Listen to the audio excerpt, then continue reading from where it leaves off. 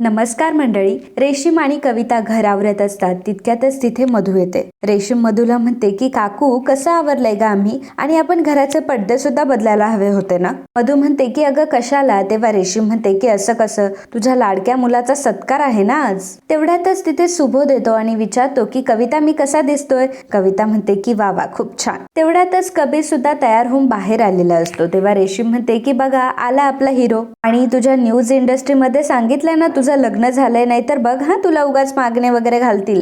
मधूला लगेच राग येतो. मधू म्हणते की काय बोलतीयस रेशीम हे, आणि कबीरचं लग्न झालंय ऑलरेडी. इतक्यात मृण्मयी सुद्धा तयार होऊन बाहेर आलेली असते. मृण्मयी जेव्हा कबीरला बघते तेव्हा कबीर छान दिसत असतो, त्यामुळे तिला छान वाटतं. तर रेशीम म्हणते की अरे वा किती छान तयार झाले दोघंही. काका म्हणतात की बरं मी कसा दिसतोय. वहिनी म्हणते की हो खूप छान दिसताय तुम्ही. काका म्हणतात की शेवटी आपल्या कबीरने एवढा मोठा पराक्रम गाजवलाय. ती कबीर आणि ती डोंगरवाडीची ती मैना, त्यांच्यामुळेच तर हे सगळं शक्य झालंय ना. मधू म्हणते की काय सारखं डोंगरवाडी डोंगरवाडी लावले, आज त्याचा सत्कार आहे ना. कबीर सुद्धा मनामध्ये विचार करत असतो की खरंच हा क्षण मला गुंजामुळे बघायला भेटतो, परंतु गुंजा कुठे. तर गुंजा मात्र इकडे गहू स्वच्छ करत असते. गुंजा त्यावेळी कबीरचाच विचार करत असते आणि मनामध्ये म्हणत असते की जेव्हा मी साहेबांना सांगितलं की तो धागा बांधा तेव्हा साहेबांनी तो बांधू नये, आणि जेव्हा मी त्यांना म्हटलं की तो काढून टाका तेव्हा त्यांनी नाही काढला.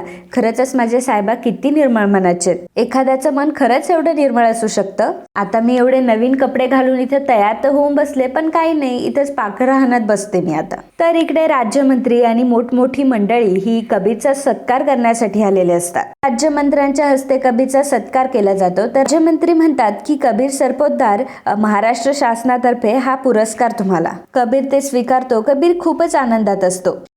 तर मंडळी, तुम्ही व्हिडिओ तर बघता परंतु चॅनलला सबस्क्राईब करत नाही. आम्हाला तुमची खूप गरज आहे, आणि तुमचं एक सबस्क्राईब करणं आमच्यासाठी खूप महत्त्वाचं आहे आणि लाख मोलाचं आहे.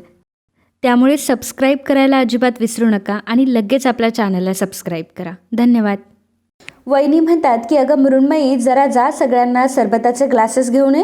मृण्मयी म्हणते की नाही काकू, जर आता कबीरची बायको म्हणून मला कोणी पुकारलं तर मला जावं लागेल ना. नाही नाही मी नाही जाणार आणायला. वहिनी म्हणतात की अगं पण कबीरची बायको म्हणून या सगळ्या गोष्टींची जबाबदारी सुद्धा तुझी आहे ना, मग सरबत कोण आणेल. मृण्मयी म्हणते की तुम्ही जरा वेळ थांबा ना, इथे जर मला कोणी बोलवलं तर माझी गरज पडेल ना. मृण्मयी आता वहिनींचं काही ऐकत नाही आणि तिथेच थांबते. राज्यमंत्री म्हणतात की आता तिथे त्या दिवशी नक्की काय काय झालं होतं ना हे आपल्याला हवालदार मोरे सांगतील. मोरे सांगतात खरंच खूप महत्वाचं डिस्कशन होणार होतं त्या दिवशी. सगळीकडे गोळीबार सुरू झाला होता. आम्ही कसे तरी आमचे प्राण वाचवले, परंतु तिथे एक मुलगी होती गुंजा. साहेबांना अगदी तिने अशी जबरदस्त एंट्री घेऊन वाचवलंय ना की बस रे बस. तितक्यातच गुंजा तिथे सर्वांसाठी सरबत घेऊन आलेली असते. तेव्हा मोरे म्हणतात की ओ हीच ती मुलगी होती जी अगदी देवासारखी आमच्यासाठी धावून आली होती आणि आमचा तिने जीव वाचवला होता. आणि आज कबीर सरपोतदार इथे उभे आहेत ना ते फक्त आणि फक्त या मुलीमुळे. गुंजाची हुशारी हवालदार मोरे यांनी सगळ्यांना सांगितलेली असते.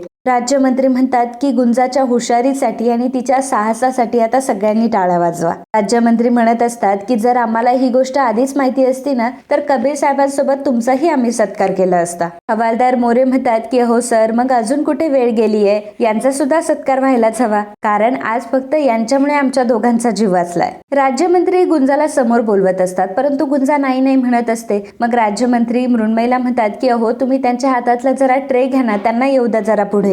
गुंजा आता समोर आलेली असते, त्यामुळे आता मृण्मयीचा मात्र तिळपापड होत असतो. राज्यमंत्र्यांच्या हस्ते गुंजाचा देखील सत्कार झालेला असतो. सर्वजण टाळ्या वाजवतात. गुंजालाही खूप आनंद होत असतो, कबीरलाही होत असतो, परंतु मृण्मयीचा चेहरा मात्र खूप वाकडा झालेला असतो, कारण तिला जे स्वतःसाठी करून घ्यायचं होतं ते सगळं गुंजाच्या वाट्याला जात असतं. राज्यमंत्री गुंजाला 2 शब्द बोलायला सांगतात. तेव्हा गुंजा म्हणत असते की खरं तर हा मान माझा नाहीये, हा मान म्हणजे मृण्मयी ताईंचा आहे. शेवटी आपल्या धन्याला एवढं लांब पाठवणं आणि तेही एका मिशनसाठी हे खरं तर खूप धैर्याचं काम आहे, आणि ते सुद्धा हळद उतरलेली नसताना सुद्धा त्यांनी आपल्या धन्याला एवढं लांब जाऊ दिलं. खरंच ही खूप मोठी गोष्ट आहे. त्यामुळे हा मान खरा म्हटलं तर मृण्मयी ताईंचा आहे. तर कबीर मात्र फार प्रेमाने गुंजाकडे बघत असतो, कारण गुंजा कधीच कुठल्या गोष्टीचं श्रेय स्वतःला देत नाही. राज्यमंत्री म्हणतात की हो खरंच, कारण मिसेस सरपोतदार साठी सुद्धा टाळ्या व्हायला हव्यात. मग सर्वजण आता मृण्मयीसाठी सुद्धा टाळ्या वाजवतात. कबीर तेव्हा गुंजाकडे बघत असतो आणि मृण्मयी मृण्मयी कबीरकडे. त्यामुळे मृण्मयीला खूप राग आलेला असतो. कबीर आता राज्यमंत्र्यांना बाहेर सोडवायला आलेला असतो. राज्यमंत्री कबीरला म्हणतात की पुन्हा एकदा तुम्हाला कॉंग्रॅच्युलेशन आणि तुमच्या वाटचालीसाठी तुम्हाला शुभेच्छा देखील. राज्यमंत्री आता तिथून निघून गेलेले असतात. उमेर म्हणतो की बरं चला आता मी सुद्धा निघतो. कबीर म्हणतो की नाही हा, तू एवढ्या लवकर नाही निघायचं, तू पाहुणा आहे आमचा.